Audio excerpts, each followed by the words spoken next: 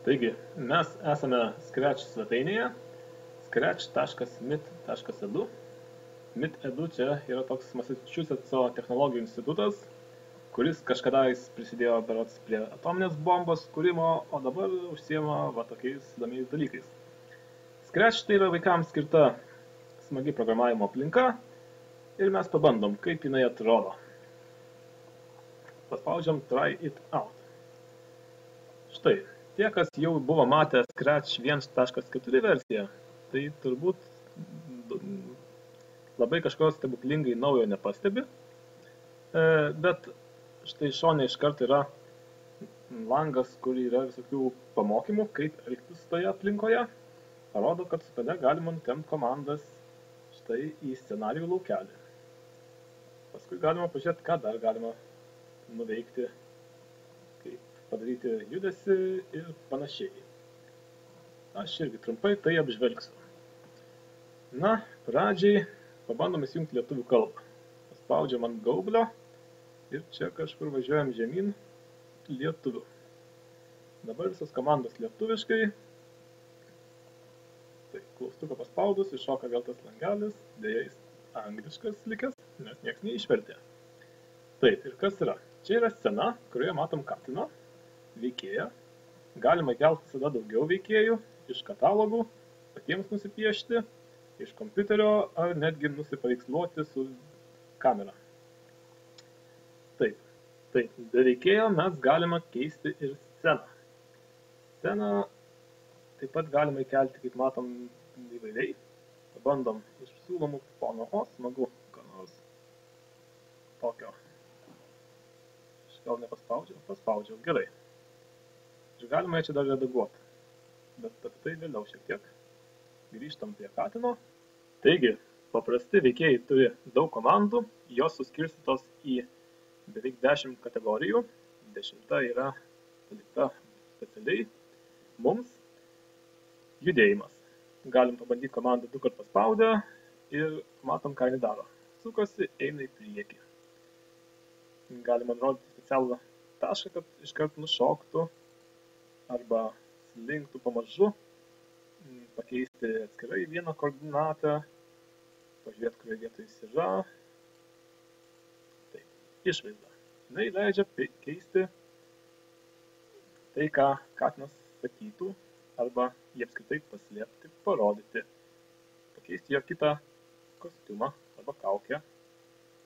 Katino pasisukimą galima reguliuoti čia, kad jis žiūrėtų tiesiai į šoną. Taip pat katino pasisukimą galima reguliuoti štai čia, interaktyviau. Ir galima parinkti, kaip jis apskritai elgsis, ar vaikščios tik tais iš šonų žvalgydamasis, ar suksis kur nori. Taip. Toliau garsas. Garsas tai yra, galima groti įrašytą garsą arba muzikos instrumentus MIDI pagrindu. Taip pat labai įdomu yra piešti. Tiems, kas žino logo grafiką, čia bus viskas pakankamai sava. Galima išvalyti ekraną nuo piešimų ar paskui nuleisti pieštuką. Tai čia reiškia, aš dedu komandas. Galima padidinti vaizdą, kad matytus, ką aš čia dėlioju. Ir tada, ten, kur judu, ten bus paliekamas pėdsakas. Komandas padubliuoju šiek tiek, padidinu, kad matytus pėdsakas didesnis. Gerai, 70. Ir dar padubliuoju. Padarau 650. Ir pieštuką, kad gerai matytume, galim pakeisti. Taip, spalvą parinkti galima, paletės nepasiūlo, bet galima pasirinkti iš to, ką matome ant ekrano. Tebūnie kažkokia čia balta. Taip. Ir jos dydį, pieštuko storį padarom šiek tiek rimtesnį. 4. Spalva tebūnie balta. Gal čia pasiūlys paletę? Deja, ne.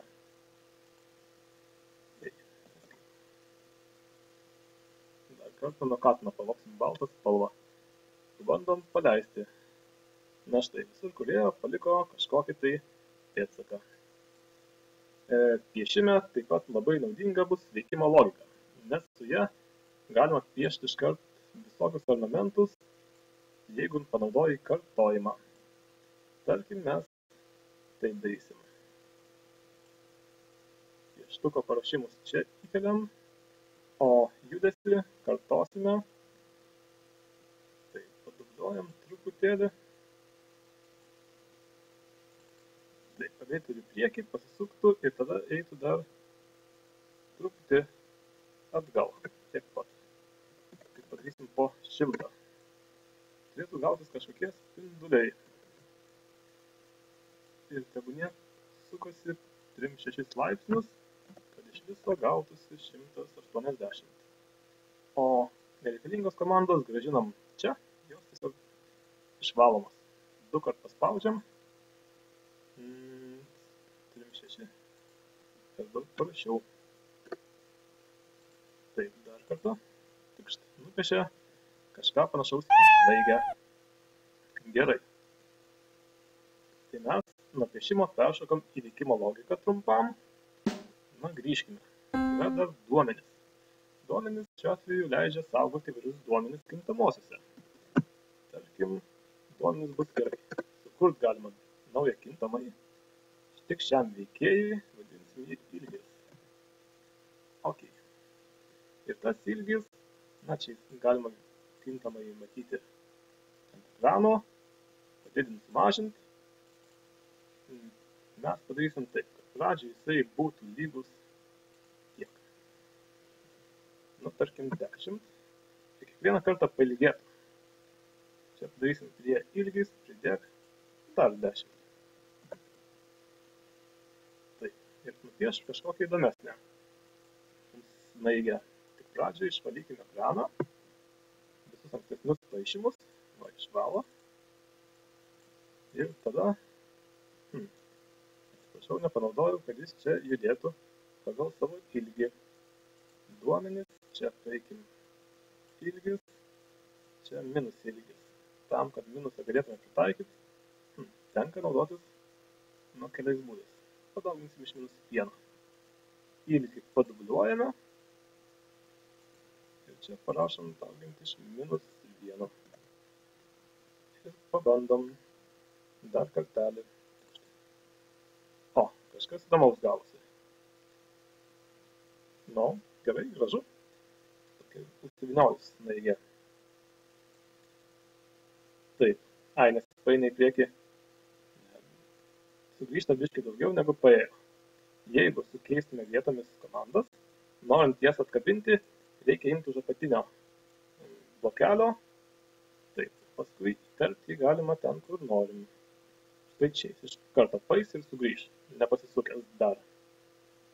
Taip, ir pabandom. O, dabar jau, taip sakant, tvarkingesnė snaigė. Gerai. Įvykiai. Įvykiai leidžia reguliuoti tų scenarijų tarpusavio sąveiką ir apskritai. Reiškia jų paleidimą, nes tų scenarijų gali būti daug. Tarkim, standartiškai mes galime iškviesti šitą scenarijų, kai paspaustas startas. Aš paspaudžiu Space klavišą, viską nupiešė. Čia matote, galima pasirinkti ir kitą klaviatūros klavišą, kad į jį reaguotų. Kuriant žaidimus patogu.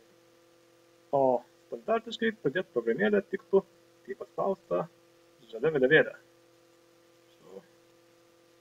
Štai čia, žalia vėliavėlė. Tada tegu viską išvalo,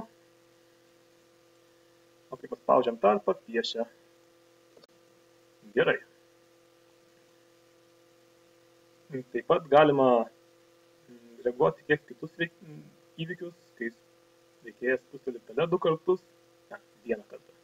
Kai veikėjai gali tarpusavį dar bendrauti žinutėmis, jeigu būtų 2 veikėjai, viens kitam galėtų sukurti pranešimą. Ir kažkas tai jį paskelbia, o kitas jį reaguoja. Pavyzdžiui, prašai, bėgam. Ir kitas veikėjas galės su šita kepurė reaguoti į žinią bėgam. Kažkur čia buvo. Kol nepaskelbta, tol jos nepasiūlo. Veikimo logika. Kaip minėjau, labai, kaip sakant, algoritmas svarbi dalis, nes su ja galima irgi reguliuoti, kada, kiek, kokias komandas vykdyti. Yra kartojimo sakiniai, kartok arba visada, ir yra sąlygos sakiniai. Jeigu su alternatyva, arba lauk, kol atsitiks, tai irgi tarsi kažkoks kartojimas gali vykti. Ir tai čia bus laukiama, kol nutiks speciali aplinkybė. Dar vienas įdomus momentas yra, kai pradedu veikti kaip klonas. Reiškia, čia jau Scratch 2 turi galimybę iš savęs sukurti naujų objektų. Tai būtų kažkas panašaus kaip objektinis programavimas.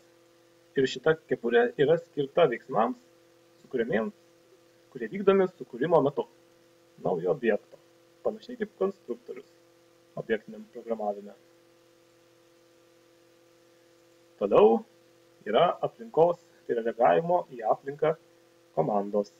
Čia gal ne tiek komandos, kiek daugumoje yra loginės sąlygos išvardintos. Pavyzdžiui, kai prasideda programa, mes galime jam sakyti, kad visada tikrintų kažkokią sąlygą ir pagal tą sąlygą gali reaguoti. Jeigu atstumas iki pelės, čia dar nėra atstumo iki pelės, galim su matematikai padaryti. Jeigu atstumas iki ko, šiuo atveju iki pelės rodiklės, pasidaro mažesnis, didesnis. Keiskime, su dešiniu klavišu pasirinkti galima sąlygos tikrinimo veiksmą, darom mažesnis už 50. Tada galima kažką parašyti, pavyzdžiui, kad išleistų kokį nors garsą. Geriau, kad paleidęs garsą palauktų iki pabaigos. Ir dar galėtų tarti porą žodžių. Pabandom. Kai pasako garsą ir parodo pranešimą tiksliau. O kai paspaudžiam tarpą, pasirodai piešęs snaigę. Tas gerai. Aplinkoje taip pat galima bendrauti. Bendrauti tokiu paprastu būdu. Kad galima paklausti naudotojo kažkokio tai reikalo ir tai, ką naudotojas įves.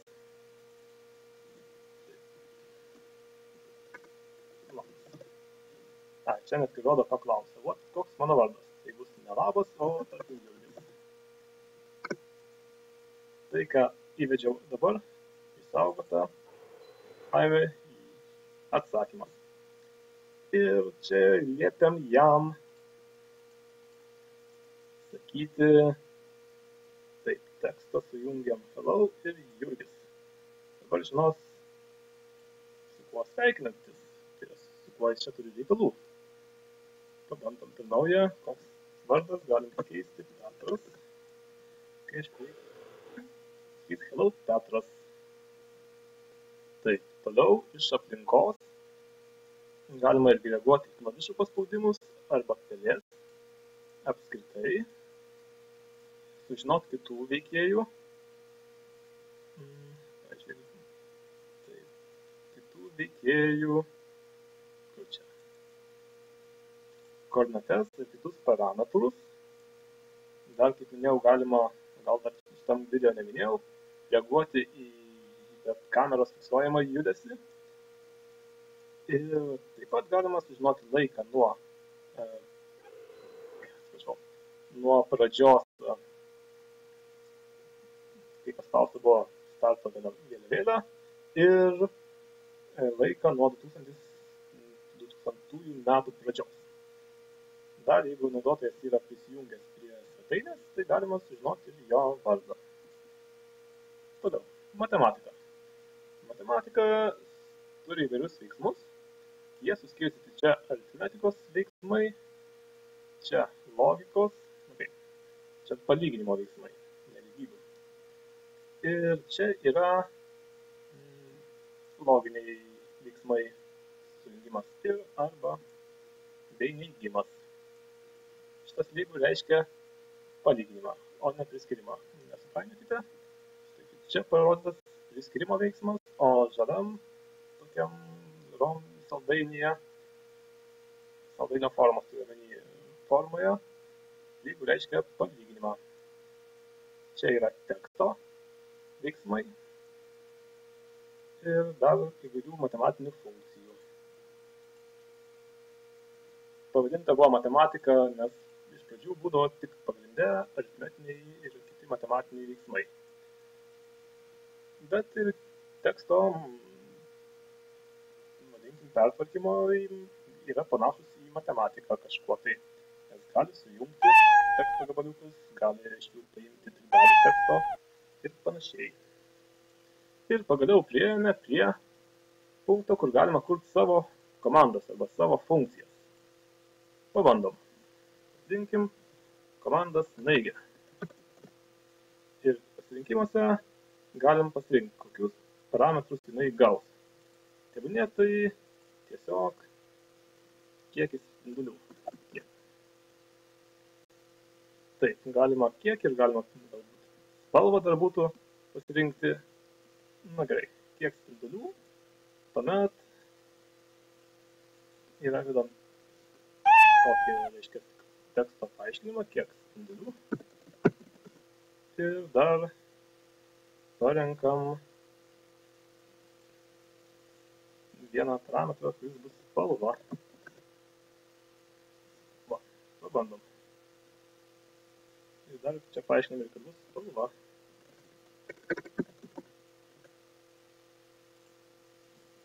Tokią didelę kepurę gavome ir į ją pabandom sudėti savo veiksmus. Taip, kiek spindulių? Tiek kartą ir kartosime. Pradinis ilgis 10, dabar posūkis mums bus reikalingas kiek kitoks. Taip, mums čia jau scenai biškį trūksta vietos. Mes galim štai čia paspaudę sumažinti, ne scenai trūksta vietos, bet scenarijų lauke trūksta vietos. Taip, sumažinom scenos vaizdą ir scenarijų laukelėje turim daugiau erdvės. Bandom dabar sugalvoti, kiek jam reikia pasisukti. Tai paimam ir padalinam. Iš viso yra apskritime 360 laipsnių, padalinam iš kiek. Iš to, kiek spindulių piešima. Na, o ilgį visada didinam nuo 10 iki kiek padidės, tiek padidės. Dar parenkam pieštuko spalvą. Pieštuko spalva. Galim priskirti skaičių. Taip, ir tai bus tiesiog šita spalva. Šita funkcija, jinai dabar yra kaip aprašas. Norint iškviesti, reikia, tiksliau galima pasirinkti tą laukelį. Taip, kiek spindulių bus, tarkim, 5. O kokia spalva? Net nežinau. Bandom 50. Kažką nupiešė, pabandom padidinti, kad matytųsi. Spinduliai labai mažiukai. Padidinam, kad jie didėtų nuo 50. Tai to lengviau bus matyti. Ir taip. 50 labai tokia šviesi. Čia atsiprašau, spalvą keičiam. Darom šiltą. Šitą ryškesnė truputį. Na, reikėtų išbandyti, kuri ta spalva gaunasi mums jau teisingiausia. Tarkim, saulė geltona galėtų būti. Kaip sužinot geltoną spalvą, nežinau dabar. Na, bandom taip. Raudona. Kažkuri iš jų būtų ir geltona. Dar čia dabar mums kabinėjasi, kad vardą savo įvestume.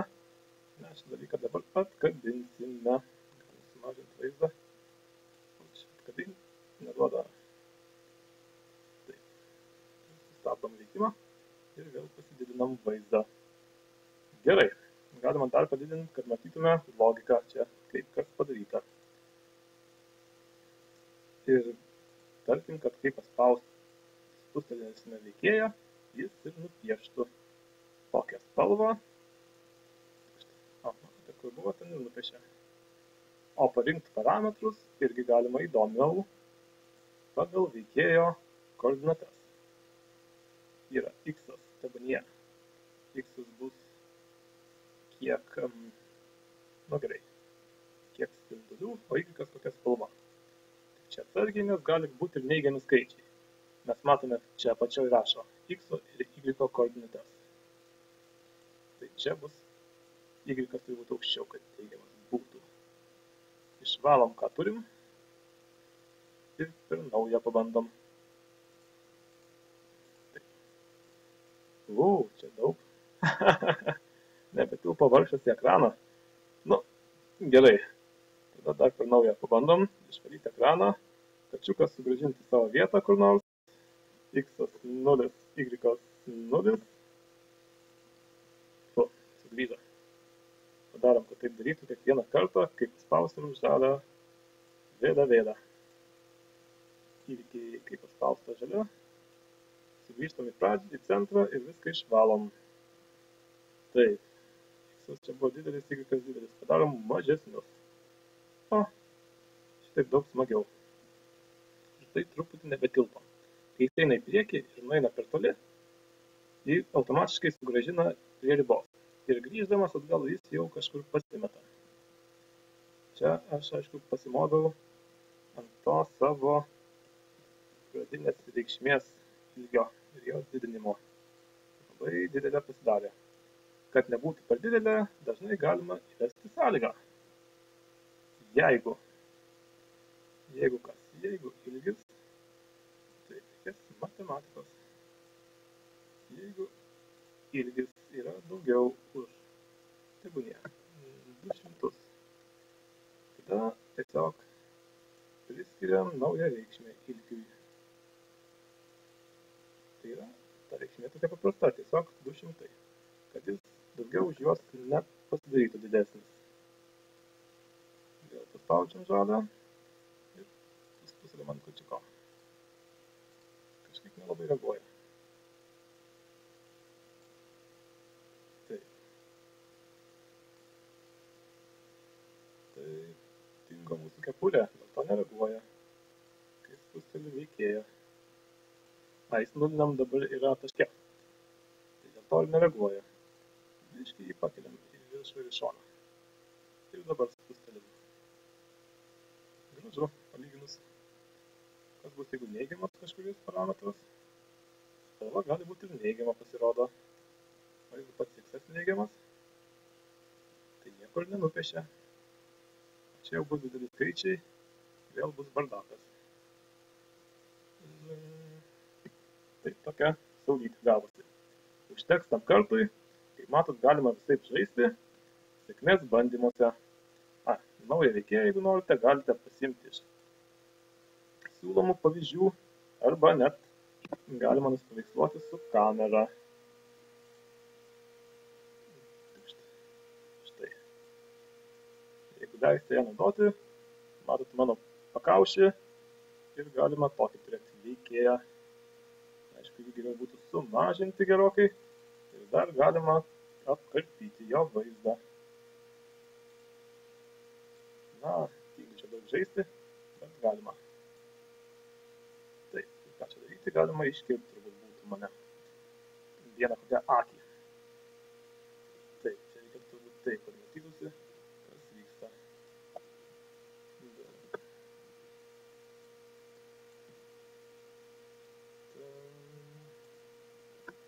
Kai mes čia apsikarpiam, būtų gerai centrą nustatyti per naują, tarkim ant nosies. Ir dabar štai tas veikėjas gali irgi kažką veikti. Jam duosim labai paprastą užduotį, kai paspausta žalia rodyklė, veikimo logika visada. Judėjimas, sukis.